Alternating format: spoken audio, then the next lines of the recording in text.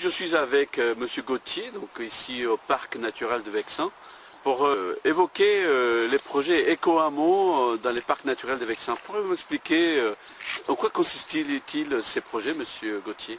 En fait, l'idée, c'est de proposer une alternative au lotissement classique qu'on rencontre dans toutes les petites communes périurbaines et de proposer quelque chose de différent qui réponde aux besoins d'habitat des gens mais qui soit plus écologique dans le sens où il sera plus économe en espace, donc moins consommateur, et qui sera aussi créateur d'un véritable vivre ensemble.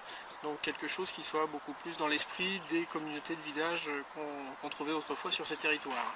Combien de familles au foyer vont être concernées par ces projets sur 1 hectare, si j'ai bien compris? Voilà, alors sur le projet tel qu'on l'a conçu, on envisage un maximum de 23 habitations, donc 23 foyers.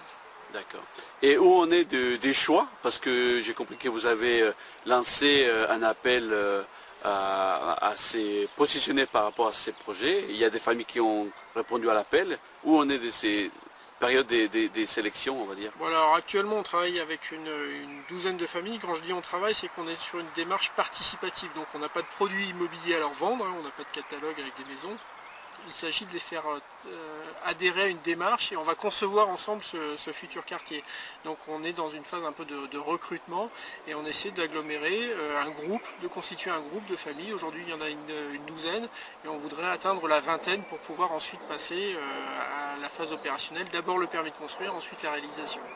Justement, en parlant des permis de construire, on a ce qu'on appelle toujours les normes, les contraintes, mais aussi les avantages. Quels sont selon vous les avantages et quelque part les inconvénients de ce type de projet? Alors il y a d'abord un avantage en termes d'économie d'échelle, c'est-à-dire qu'en se regroupant à plusieurs comme ça, on va pouvoir peser sur certains coûts d'aménagement, sur certains coûts de construction. Et puis l'idée aussi, c'est en se regroupant, c'est de pouvoir faire émerger des mutualisations. C'est-à-dire que par exemple, plutôt que d'avoir chacun une chambre d'amis chez soi, on va pouvoir se regrouper à plusieurs familles pour avoir un studio en commun qu'on va pouvoir se partager et occuper de façon plus optimale. Donc c'est une façon d'économiser des mètres carrés en mutualisant. Et c'est ça qu'on essaie de faire ressortir dans ce projet. Un cadre de vie assez bucolique aussi, vous proposez, j'imagine. Oui, alors c'est sur un village très tranquille, de 230 habitants, qui est loin de toutes les routes à grande circulation. Et l'avantage dans cet endroit, c'est que finalement l'espace il est autour. Donc on n'a pas besoin d'enfermer de l'espace entre 4 murs ou 4 murailles de tuyas, comme on le fait classiquement dans les lotissements. Là, l'espace, il suffit d'ouvrir les fenêtres, de sortir de chez soi et on est dans un espace très protégé. Il y a une dernière question, faut-il avoir beaucoup de moyens pour y accéder ou pas? L'objectif, non, c'est de rendre accessible la construction écologique à des foyers de toute catégorie. Et parmi ce qu'on vise, il y a l'objectif de permettre l'accession à la propriété par des systèmes d'accession aidée, donc qui bénéficient d'un taux à TVA réduite. Et ça, pour en bénéficier, il faut être en dessous de certains plafonds de ressources. Donc c'est de l'accession sociale à la propriété. Très bien, donc à quel horizon vous pensez qu'on pourrait voir déjà ces constructions sortir des terres?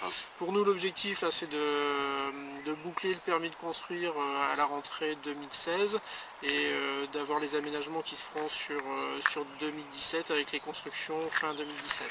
Très bien, donc s'il y a des informations ultérieures, tout sera mis sur le site internet du Parc naturel de Vexin-Seine et aussi sur les journaux des Deux-Rives. Tout à fait.